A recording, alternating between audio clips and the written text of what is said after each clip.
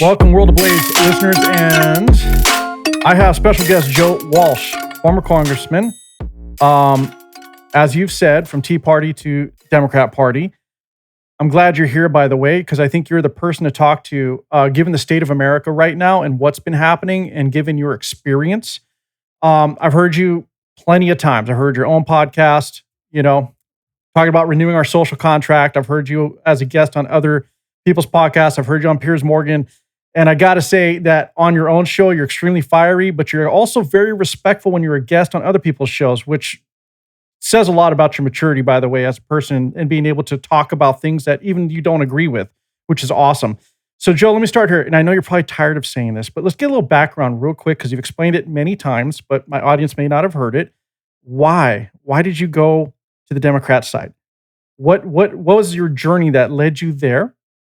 And with that being said, given your experience and why you went to the Democrat Party, also give me a little bit of insight in how you're seeing America today. Yeah.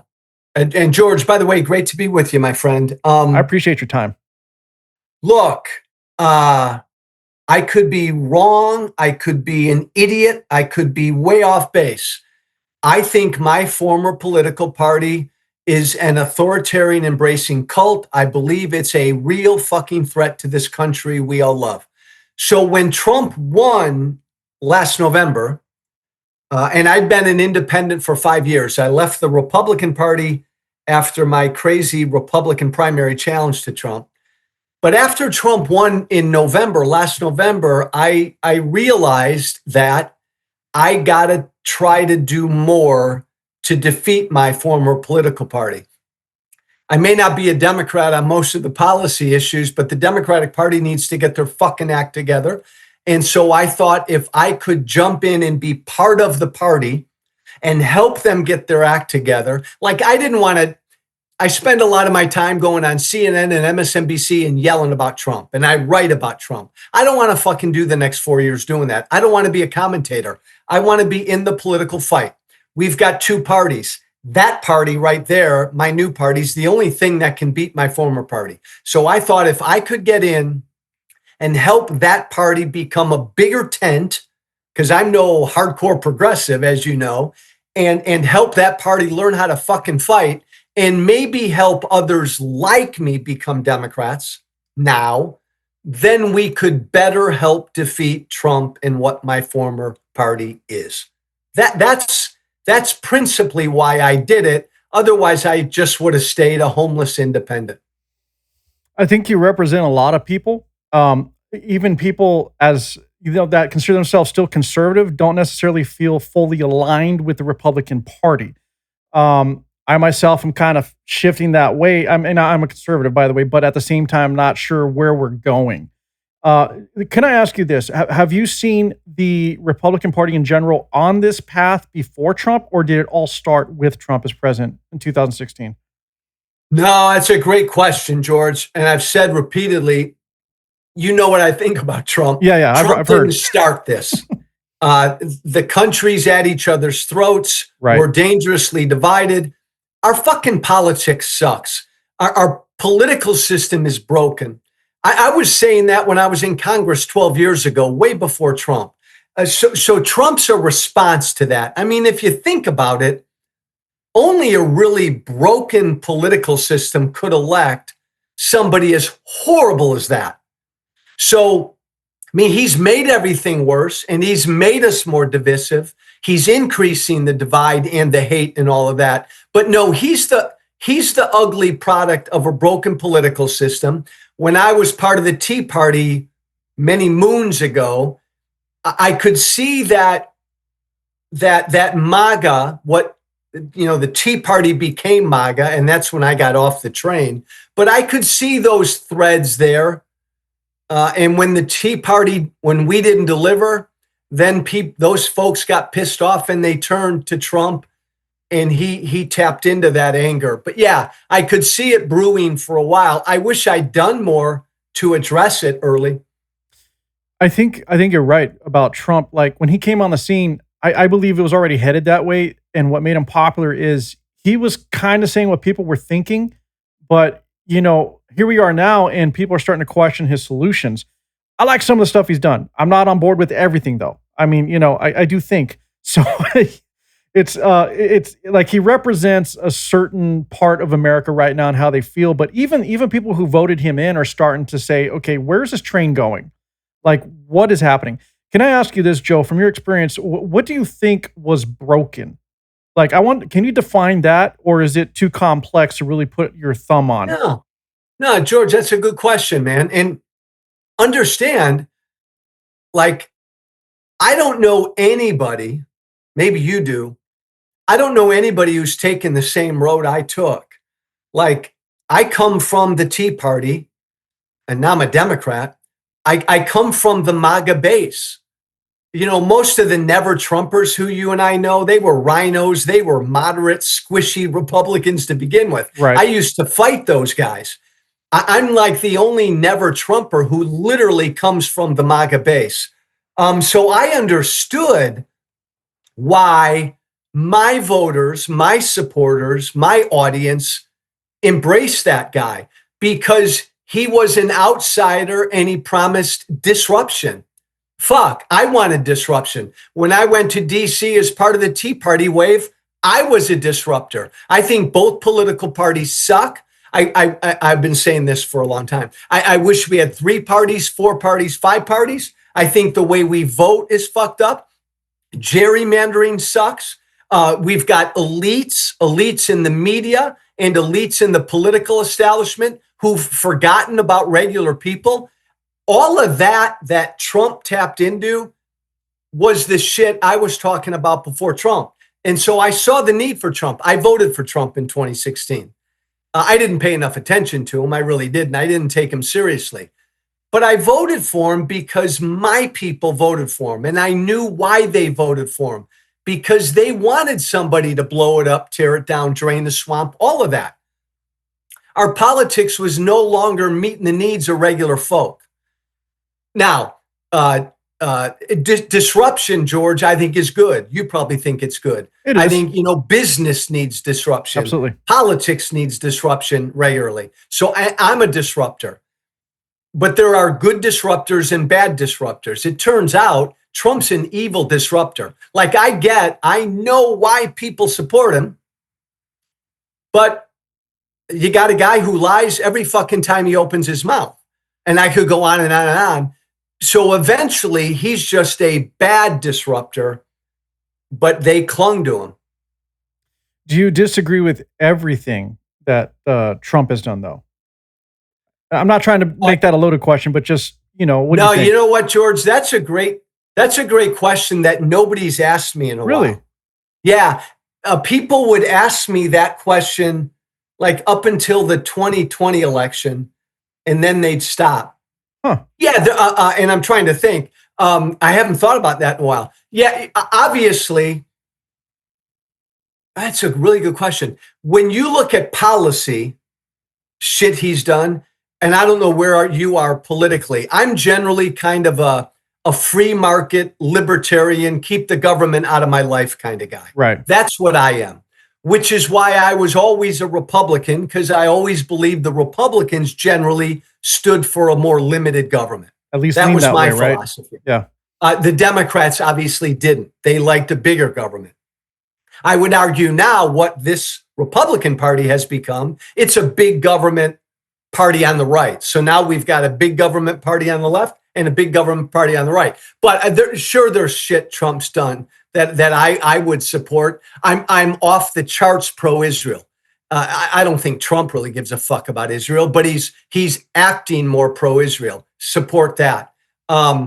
Anytime I can cut anybody's taxes, I support cutting taxes. Trump got rid of a bunch of regulations in his first term, all about that. Onerous government regs. So there is some stuff. Clearly, for someone like me, though, it ain't about policy. Gotcha. So I'm going to steer this away from Trump here in a minute because I don't want to make him the focal point. I mean, everybody talks about him every day. But let me ask you this. I'm agreeing with you a lot on what you said in terms of some of the stuff, right? I think everybody can say that he made sense in some areas. There's some things that made a lot of sense, but where I think he's failing personally. And when I first started, everybody just pegged me for pro MAGA all the time. Now, yes, I voted for Trump also, but I also have a right to question where things are going because, at some point you got to call it in, right? His foreign policy. I don't know what you think, but in my mind, I don't think he knows what he's doing anymore. I mean, he hasn't taken a hard stand on anything. He flip-flops all the time. And I know we don't want any wars, but at the same time, we're not taking a position of strength militarily, even if it is just a threat. And so he says one thing, people just wait it out because they know he's not going to do anything, and they just go back to whatever the hell they want to do. What do you think the future is for America geopolitically right now, given his policy? Do you think he will probably turn it around as time goes on, or does he just not give a fuck anymore because he knows this is his last term? Well, George, I will say that unlike you and I don't know you and you don't know me, but I'm going to guess, George, that you've got a philosophical core, kind of like the shit you believe in. I do. Right. Most of us do. Yes. Trump doesn't. I mean, let's just be real. Trump's just a vehicle. Trump doesn't care about anything but Trump. He's 100% transactional. So George, he could have run in 2016 as a Democrat, as a populist, disruptive Democrat. Right. There's no philosophical core to him. On foreign policy, I've always been kind of the opposite of a neocon. I don't want American troops everywhere. I don't want to be nation building and fighting wars. Trump has given lip service to that over the years. Again, I don't think he believes in it because, as you said, he's all over the map. There's no consistency. Look, if you want to get us out of NATO and you don't give a fuck about Europe, then forget about Ukraine. I mean, I don't want American troops on the ground, but Putin invades Ukraine. We're part of NATO. Damn it, we should do whatever we can to help Ukraine defend itself. I tend to believe that Trump really likes Putin, and that's why he's doing what he's doing there. But no, there's no core that drives him. The one stupid policy he seems to have always believed in is tariffs. Right. Again, I think he's an idiot. I don't think he understands, but that he's going to stick stubbornly with his tariffs probably forever. Everything else, though, he's just given lip service, and the people around him are very much, and I know a lot of the people around him, they're very much hardcore nationalists. Like they want to build a fucking wall around America and keep people out. They want America to be a Christian country again. And so Trump doesn't care about any of that, but he's letting them dictate a lot. George, last thing I'll say, I'm a free market, free trade Republican from way back when. Okay. Maybe the Republican Party was never that. But I don't think that Republican Party's ever coming back. I think it's the MAGA party. I'm older than you for the rest of my life. So let's define that difference real quick between a fenced off America versus one that it's not necessarily open border, but allows for actual immigration of people who are qualified to be immigrants into the United States. Yeah. Do you want to define that a bit? Yeah. And by the way, George, I love this issue. And this issue, if there's one issue, especially last time in 24, that really got him elected, it would be the issue of immigration, because Democrats have utterly fucked up the issue of immigration. So I guess one of the ways to kind of crystallize it is defend the fucking border. Nobody can come in this country illegally. Defend the fucking border. But damn it, make it easier for people to come here legally. It shouldn't cost so much money. It shouldn't take so much time. George, I'm one of these guys who I want to open my arms up to legal immigration. I want America to be that shining city on the hill where white, black, or brown, fucking A, you want to come to America for freedom and opportunity, we welcome you. Muslim, Jew, Christian, I don't care what you are. You want freedom? Come on. Yeah, but I think any rational come here person, legally. Yeah, any rational person would agree with that, right? Stop. you would, George. Today's Republican Party wants to limit legal immigration as well. It animates a lot of what Trump's doing, like get rid of these people on student visas, deport all these people who are here claiming asylum. Americans will do these jobs. Today's Republican Party is anti-illegal and legal immigration, I think. Let's hope you're wrong. I mean, my perspective is I am like you. I agree in legal immigration. I agree they do need to make it easier. I have friends who've gone through the process that took them years, like just the hoops they got to jump through. And I also believe, though, America felt this way, and maybe it was just messaging and narrative that made America feel this way, as in, we got too many people here taking our jobs, too many people taking our resources, et cetera. And so I think that's what got us here. But I don't know if anyone, like, if they really took a step back and thought about it, I'm not sure if that's really what they believe at their core. Because at some point, all of us has an immigrant relative from somewhere. Like my dad's half Portuguese. His family came here, from overseas. Most people I know have. So I hope you're wrong. Let's just put it that way. No, George, and again, no wrong or right here. You could be closer to right. It's just my read of today's party is the animating legislation, Tom Cotton and others putting forward legislation to put real hard limits on legal immigration till all of America is employed and shit like that. Which is not realistic. That's baloney. Yeah, that's not realistic. Right? And here's the other thing I'd say, George. Like, I understand that Democrats suck on this issue. And so Trump then comes in and now he's doing this ugly, cruel, un-American shit when it comes to deporting people, right? Deporting day laborers and grandmothers. What pisses me off is politicians and the big business community created this broken immigration system. They're the ones who created this. I mean, incentivized people to come here. Yeah. Fuck them. We created this broken system and people come here taking advantage of the broken system for a better life and we're going to deport them. Like, politicians haven't had the guts to really address this issue for years. Yeah, you're right. We did create our own. We did actually create this situation. And it's not fair to penalize these No, it people. isn't. So let's move on to America right now. Okay. You said it. We're at each other's throats. We're fighting for no reason. Like, we're looking at our neighbors and starting to question whether or not we should, like, be friends or enemies. And I'm really concerned with all the rhetoric about trying to push us towards a civil war. You see the memes, you see all the bullshit out there, which I think we're going to hopefully be smart enough to never get there. But the idea of you looking at your neighbor and wondering whether or not you should shoot him in the head because he's on the other side is just a bunch of bullshit. But that's the messaging being pushed. Like, how do we get past that in your mind? Because the idea of having discussions like you and I are having, okay, and I'll be upfront, we may not agree on everything, but I'm not going to be disrespectful. I'm going to hear you out because I want to know where you come from. And then maybe I walk away with this going, well, Joe said some stuff that I need to think about. That's what we need to be doing.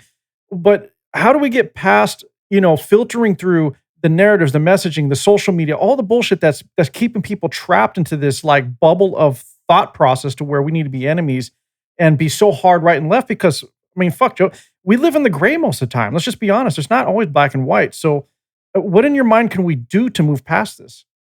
And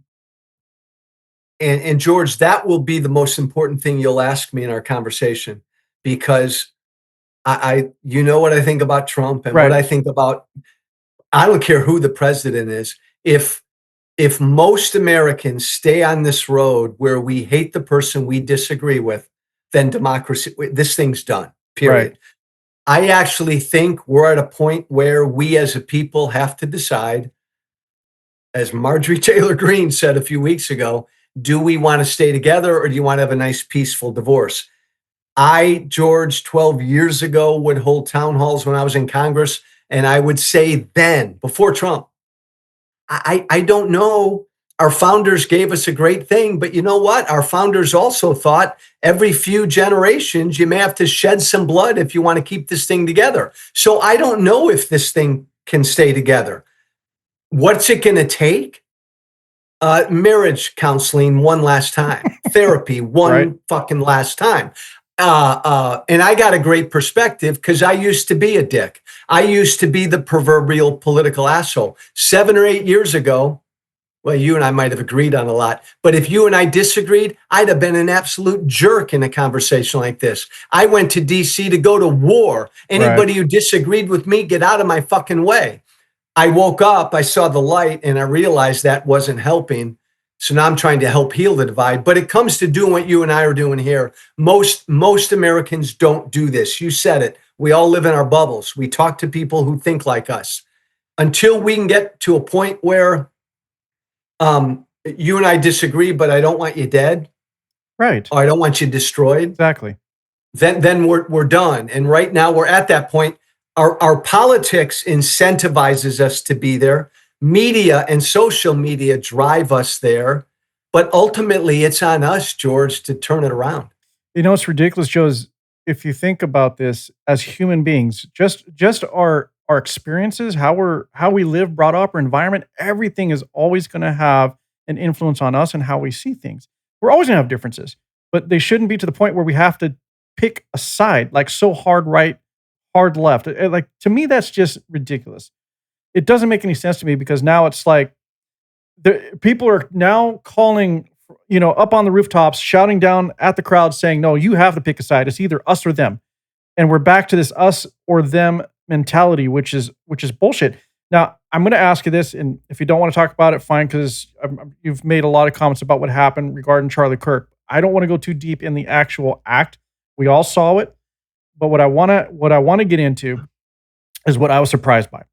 I thought that act, as horrendous as it was, would have brought America together, but it just really divided us more.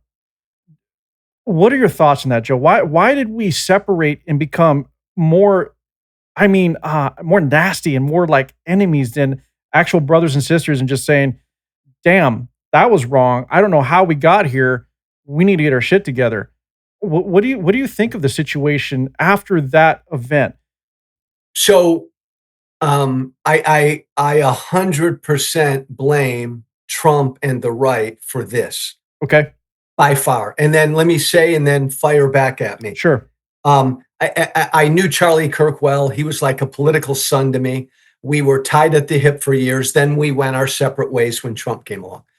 But just horrible, horrible. But think about that for just a sec, George.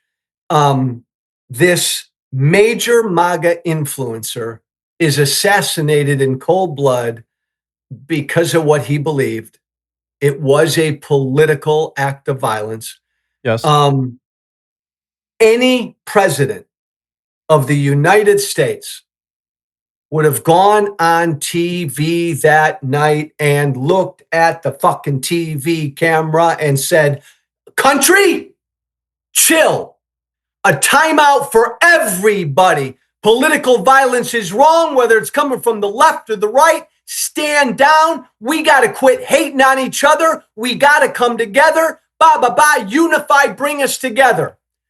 George, any president, George W. Bush, Obama, you name it, Reagan, Jimmy Carter would have done that. Trump goes in front of the camera and he picks a side.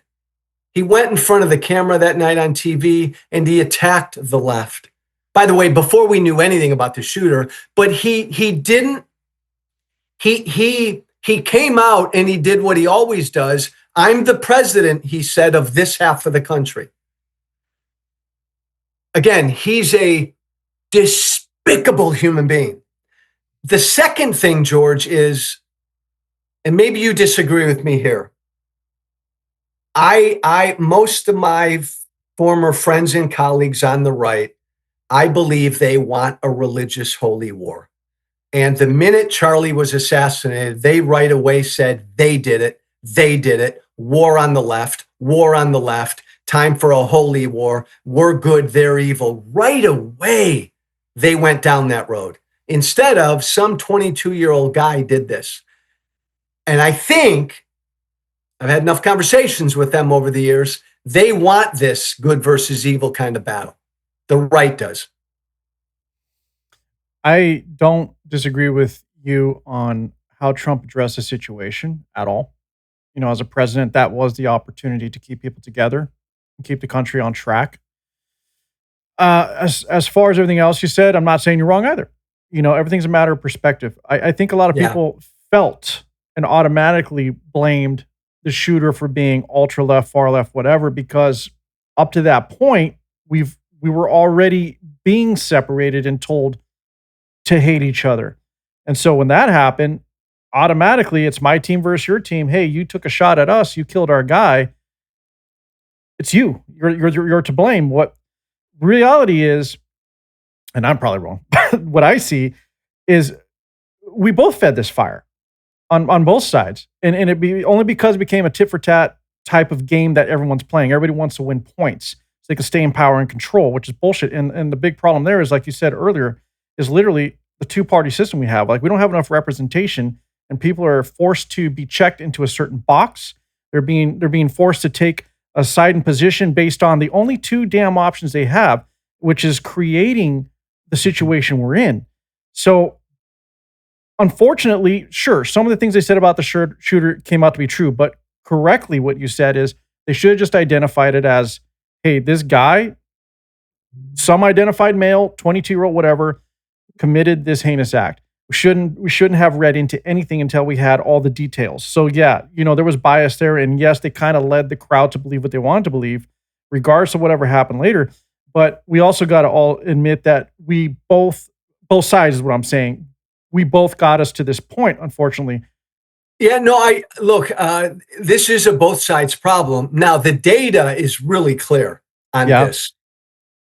Over the course of the last 30 years, political violence in this country by every group that's ever studied it is mostly a right-wing problem. The data is overwhelming. This year, we're in 2025, by most data, is the first year in 30 years where left-wing violence exceeds right-wing violence.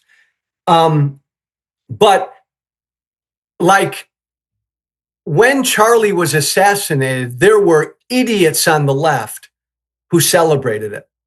Yeah. But I was surprised, George. Damn near every Democrat said the right thing. And I found then the people on the right using his assassination as a call for war against the left. I found that to be way scarier than a bunch of nuts celebrating it. Yeah. I don't know if it was a call for war, but what I will say is this. I didn't appreciate Charlie's memorial being turned into a 10-hour rally, which is what it really was. I mean, they didn't celebrate him as much as you would think. It was really a Christian concert, a Christian sermon, and then it turned into a WWE event. I've said this with other people who are conservative, because, and even other people who are conservative or Republican agree with me, because, I look at Erica, his wife, and I'm thinking, I don't believe this is what she wanted. I think she was pressured into that event the way it came out.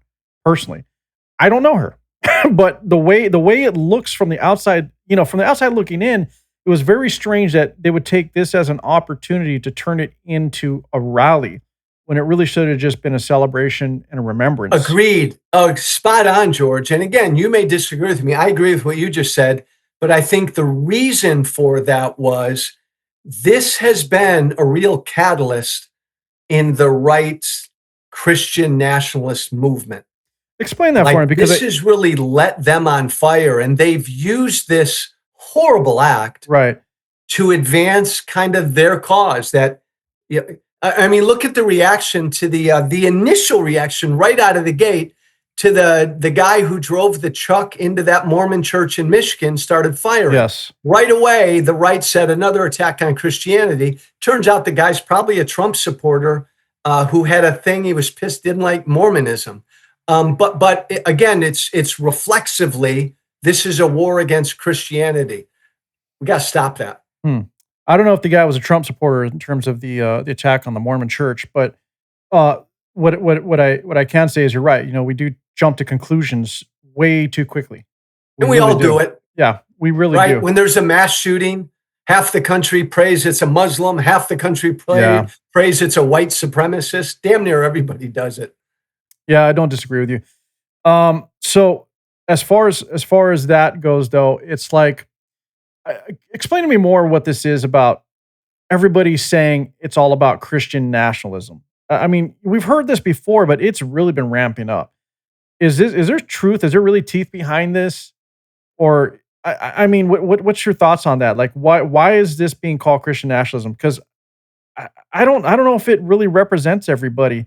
And again, sometimes people just get on the bandwagon because they believe that's where their group is going, right? Yeah. So can you help me define or understand that more? Because I'm trying to understand why everybody is labeling this all as Christian nationalism.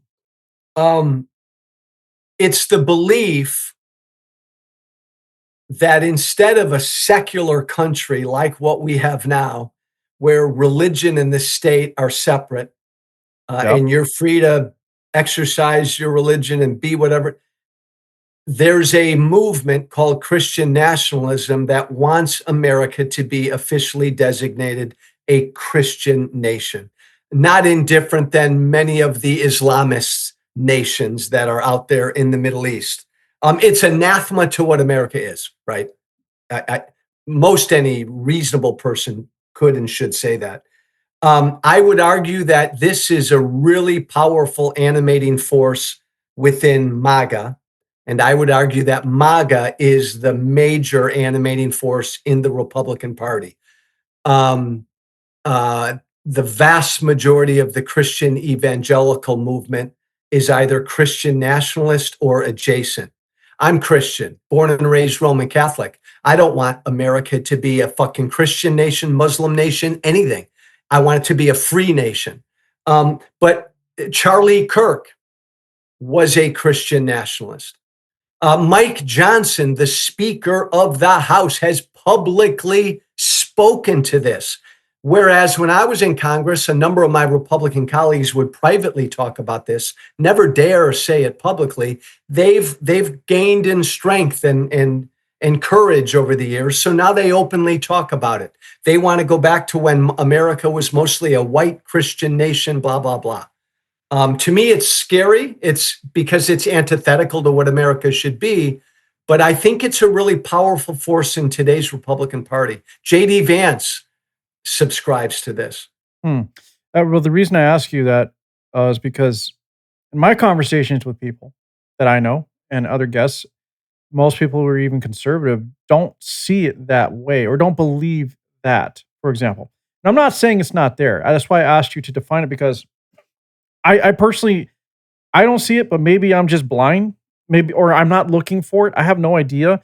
And when it came to Charlie, I'll be honest, I respected him. I watched some of his videos and his debates, but I wasn't like a diehard. I watched everything he did. So maybe I'm a bit out of the loop in terms of where all of this started and why it's now a Christian nationalist movement. I've always heard it. Believe me, I've always heard it was there, but it's like it's ramping up, right? And the rhetoric is there. But the people I know, the people I talk to, do not subscribe to this needing to be a mostly white Christian nation. I know that people think that we need to return to family values, and some of those principles, or most of them, are based on Christian values. So that I've heard. And we also got to look at the fact that people are feeling marginalized, like the other way now. A lot of white people are feeling that way because they feel that they're being attacked. They're the ones who are told that they should be guilty about existing for being white. I'm just throwing the other argument out there, Joe, Yeah. and I'm not saying that's what I believe, but this is the way people are feeling, and this is what I'm being told. But George, I think on pure numbers wise, you're right. Maybe. I don't know. No, in all the data I've looked at, Christian nationalists are maybe 20 to 25% of the Republican Party vote. It's the bulk of the evangelical vote. The evangelical vote is the heart of the base, but it's not the entire evangelical vote. I think they're gaining in strength. And I think it's something to really be concerned about. You know, I said earlier that I was Tea Party. I'm still Tea Party. Tea Party became MAGA. I left. What's the difference? Like, I'm Tea Party because I believe in freedom. And yeah, I don't like the left. And I don't like the left using government to kind of give us their version of America. But my answer to that is just limit government. downsize government. MAGA is all about using government to give us their America. So MAGA is a very pro-government, expansive government kind of thing because they've got their view on what America should be and look like. I oppose both of those visions. Keep government out of my life. Agreed. So we're I know I don't have you for a lot longer here, so I want to touch on this. Since you've come over to the Democrat Party, and I know that you guys have differences between you and the Democrat Party in terms of your core beliefs. I've heard some of your other interviews, and I can see where there's not, I wouldn't say tension, but they could say, well, I don't quite agree with you, but they want to hear you out at least, which is good. You're getting them to talk as well. Regardless of however you want to characterize yourself or label yourself in terms of party, they're open to listening to you because you came from the other side. Yeah. And you got a lot of experience. I mean, hell, we can't not deny who you are. So how's that going in terms of acceptance, in terms of when you have to have those tough conversations about your core principle beliefs and what they believe? Can you give us a little background insight into what you were experiencing with that? George, it hadn't been easy. Fair enough. It's been about 3.5 months. I can generally say that the Democratic grassroots has embraced me. And they've generally said, Joe, you were that crazy Tea Party guy, disagree with you on guns and Israel, whatever. Right. But man, this is all about defending democracy. We're all in this together. The Democratic Party establishment has been much more standoffish. Like, look, I think the party is struggling to figure out what to do because, and maybe, again, maybe you disagree with me. I think Donald Trump's one of the worst human beings that ever lived, but the Democrats lost to him. So if that doesn't tell you that Democrats have real fucking issues, so they're trying to figure out, George, in my conversations with them, do we go further, harder left and energize the left? Or do we follow Joe Walsh and let's have a big tent party and give me some people in the middle, moderate and conservative Dems? They don't know which way to go. So they're feeling me out. Like a lot of people switch parties to run for office. Right. People ask me all the time, are you going to run? My answer is I'd love to run again, but I didn't become a Democrat to run. Like, I don't think I could win a Democratic primary right now. I'm not lefty enough. Right. So it's been a real mixed bag. No regrets though. What you said earlier though about them trying to figure it out and maybe lean harder left. I mean, how much further do they want to go? I mean, that's what lost them their position in the first place. That's what got them here. You know what they say, George? What's that? You know what they say? Because that's generally, I agree with you. That's my thought. What do you mean further left? And the answer they give me is, Joe, fucking A. Look what the Republican Party did. They went with Trump and they went as far right as you can go and they're winning. Kinda. I mean, Trump's not. I not think that's really an exception, though. Yeah, Trump's not really a real Republican, though. He really isn't. He never claimed to be. He was an opportunist, I believe, and he was able to step in where people, like you said, were looking for a disruptor and looking for change. I think what you're trying to do, from what I'm hearing and what I've heard you speak of, by the way, on other shows, is I think you're just trying to help the Democrats become a common sense party. Thank you. Like, that's what I'm hearing. And let's be honest, a lot of people from I'm a Gen Xer, right, on the tail end, I guess, but a lot of people from my generation, we were more liberal back in the day. And they became a totally different party. And everybody else I know that's of my generation has pretty much shifted conservative. But even now we're conservative, but I mean, we're not necessarily on board with where it's going right now, at least the Republican Party. So, oh my God, George, you're so fucking spot on. Like, I wrote an article 3 years ago calling for a new political party. And I called it the Common Sense, Tolerant, Get Shit Done Party. Like, pick an issue, any issue, transgenderism. Okay. My party on transgenderism. What should it be? My God, be free, identify however you want to identify, baby. It's your life, your call, your decision. We shouldn't discriminate against you, gay, straight, transgender. When it comes to transgender men and women's sports, timeout. Competition's got to be fair, right? When it comes to transgender men in women's bathrooms, respect the privacy rights of both sides, but generally embrace transgender Americans, live your life, and let's not discriminate against you. To me, that's the common sense platform for transgender Americans. And I could go down issue by issue. Right. Neither party is there, by the way. I think I'm not going to get too deep in the transgender thing, but everyone I know, at least that I know, agrees with that. Like, we don't care. I don't care. Thank you. The only thing that we've ever said, me and people I know, I say we, but I'm just specifically my people, is we don't believe it should be forced taught or exposed to children that are like first grade, second. I think you got to let the mind develop first. They're not in a position yet to make those type of decisions. They're very malleable. Their minds are easily shaped, right, and influenced. If you're going through high school or whatever, you kind of already know where you're going to go in life and what you are. When you become an adult, I do not care. Do what you got to do. I just don't agree with it being pushed on children who don't even know themselves what toy they want to play with. Agreed, George. That's it. And that would be trans. part of the common sense agenda on transgenderism. And again, I cede a lot to parental rights. If I were a parent and I had a first grader, a little first grade boy who thought he was a girl, I mean, I think I know how I'd feel as a dad, but it's up to that mom and dad to handle their first grade boy how they want. Whatever. But I certainly don't want schools and other people forcing shit down anybody. That's a good point. We did get away from letting parents be parents. Right? Yeah. And I don't even know when that started. At least I don't remember anyway. What do you think about the states lately? And California has been bad on this, by the way. This is where I live. Just trying to step in and get between the family unit, the parents and the child, and now the schools speak for the parent, and then the state steps in and starts to say, no, you can't do it that way because the state supersedes your right to parent your child.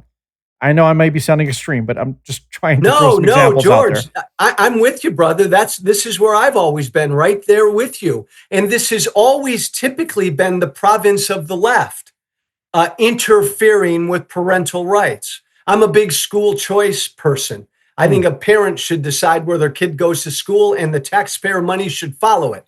But what's weird now is we've got the MAGA right trying to do the same thing, supersede that parents can't turn their kids into transgenders in first, second, or third grade. Stay out of it. No matter what the issue is, stay out of it. Keep the schools out of it. I don't hear people except in the middle arguing that position. Like MAGA thinks of transgenderism. A bunch of the biggest MAGA media voices believe that it should be eliminated from the public square. It shouldn't exist, or it's a mental illness. I don't think that's where most Americans are. Well, here's the thing about this transgenderism. It's always been a minority of people who literally deep inside felt they were another sex, right? What is appalling, though, I'm going to say it, is we've never seen it lately, like now as it used to be, to where all of a sudden it's almost seems like it's just a thing to do. It's like a trend, and people are making these decisions and then regretting them later. But I'm not taken away from the person who truly knows inside who they really are. By the way, I am very cautious about how it has been turned into almost a weapon to divide people. Unfortunately, because how can we sit here and not acknowledge the upward trend of more and more people deciding all of a sudden they're trans versus it used to be like, I don't know, less than 3% of people that would actually identify. You're right. And George, I guess what this speaks to is Trump is an overreaction on almost any issue to how the left overreacted on every issue. So the left took this issue and tended to shove it in our faces. Accept it. And it was everywhere. And anybody can be it. Accept it. Accept it. And middle America, a lot of us kind of recoiled against that. What do you mean? What do you mean? We got 30 different genders? What are you talking about? It's a dangerous the left narrative, shoved though. something down our throat, and a lot of that then helped elect Trump, who now is taking it in the other extreme on almost every issue. And exactly, and it's a dangerous. I'm not saying trans is dangerous. What I'm saying is the idea of pushing a narrative the way they are is dangerous, because that could be applied to anything, right? And how they're trying to shove it down everyone's throats, and it's maybe, I'm not a conspiracy guy, but it's really starting to look very planned. It's like, George, it's like the issue of immigration. Right. So Democrats ignored the issue, welcomed people in illegally, opened up the borders, didn't defend the borders. So along comes Trump and says, I'm gonna defend the border, blah, blah, blah. They're eating cats and dogs and all the rest. So now look at what Trump's doing. He's taken it to an ugly, un-American dark place where he's deporting people without due process who are not criminals. And most of America is in neither one of those places. Most of America says, if you're a fucking violent criminal and you're in this country illegally, get the hell out. If you're a day laborer who's been in this country for 20 years, excuse me, that's different.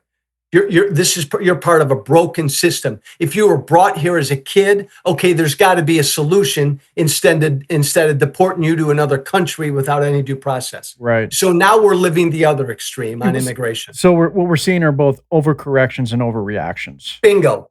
Yeah. In terms of immigration, I'm going to just touch on the agricultural worker, right? The unfortunate situation I've seen in most cases is I don't agree they should be targeting them, but the loophole it seems that's being used is they are generally part of the H-2A visa program. Okay. When these raids happen and they do catch these people, I don't think it's right what they're doing. They should give them an opportunity, but most of the people they have caught are people that were not part of that system, and it's not their fault. It's the employer who circumvented the H-2A system because they didn't want to pay the fees or the wage or whatever it was so that they can basically get the worker for substandard wages. They didn't have to house them. They didn't have to drive them back and forth to the farms. I think the farmers, not farm America, like not all farmers, by the way. I'm just saying, let's just say employers. Let me change it. I think the employers who are circumventing this program are the ones that need to be held responsible. So, George, bingo, you and I are on the same page. So instead of these folks, deport the employers who are circumventing our immigration system and deport the politicians who created this fucked up immigration system. It sounds like you and I agree that people who have been here, and I know there's going to be people who have a hard stance and say, well, they broke the law, screw them, send them back. I think it's easy to determine a good person versus a bad person in this case. If they don't have a record, they've been here, they've been contributing, they have a family, it's very easy to investigate and say, well, look, you broke the law, you got one on us, here's what's going to happen. You're going to have this opportunity, you're going to have this much time to get it right, and then you give them the deadline. Give them the chance. Yeah, because a big part of the problem, and again, I'm a small government guy, but this takes government resources. You come to this country claiming asylum. That's a legal process. Yes. But my fucking God, it takes way too long to adjudicate that process. You right. Come here claiming asylum, your case should be adjudicated within weeks. Now it's years. So that's got to change and Trump did this. Every president does this. These people are given a little slip of paper. Your court date is in nine months. Come back and they're off in the interior of the country. Right. Many never to be heard from again. Right. That is the problem. And I think part of the solution I was offering and giving them the opportunity would be bypassing that absorptive amount of time to get anything done. Like, we should fast track this, give them that opportunity. Their deadline definitely shouldn't be 9 months down the road, because again, you're giving the person either the opportunity to do something wrong, or you're just leaving them in limbo, and then you're building a case on them based on something that you said they can do. Bingo. Which is stupid. So then ICE is actually grabbing people in courthouses as they show up for. I don't agree with that at all. All that. Listen, I agree with keeping our borders safe. I agree in enforcing policies and laws that are in place. But if someone is going out of the way to actually go to court, to go through a hearing, amen. Like, they're already going through the process at the point. They're already saying, oh, I messed. Sure. Okay. I'm showing up. I'm going to go do what I have to do and do it the right way. I don't believe that's where you start snatching people, man. You should be doing that before it even gets there. Bingo. Anyway, that's what I think. I agree, George. Totally. Look, I'm going to start wrapping up because I know you have like a hard out. Look, I got to go do my least favorite thing, George. I got to go on TV and yell about Trump. I hate it. Well, look, I wish the Democrat Party luck. They're going to need it. I hope they learn from you. I just look, all I'm hearing from you is you want common sense. You're advocating for a common sense party, but you definitely don't like Trump because he has steered the Republican Party away from where it used to be. So I absolutely understand where you're coming from. Let me correct you just slightly. Okay. You're right. I've evolved and I want common sense centrist solutions. Right. I oppose Trump and then his party, because it is his party, because I literally believe he's un-American. Like, here's where I am, George. He lost an election and refused to accept the result. As far as I'm concerned, he should have been shipped to Siberia. Once that look, I've run for office and I've won and lost, man. The will of the people speak every 2 years and every 4 years, and you work your ass off to try to win, but win or lose, you accept what the people said. Donald Trump's the only person in American history, presidential candidate, who refused to do that. Now, you may disagree with me. Then he committed crimes trying to overthrow an American election. I think this guy is an utter traitor to this country. Like, defending democracy, I believe it's like teetering. That's way more important than any issue to me that you and I are talking about right now. I think there's a lot more nuance to those situations that it's going to take a lot more time for you and I to go through. Yeah. But my intent is not to have an argument with you. My intent is to hear you out, man. And because I think that's important, really, rather than just having a back and forth argument. Totally. So, as far as Trump goes and does and what happens, I would say this. I agree. Look, accept the results. If you have grievances, prove it in court. That's what should have happened.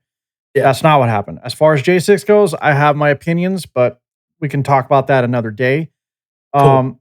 For now, I'm going to say this. I think you should run.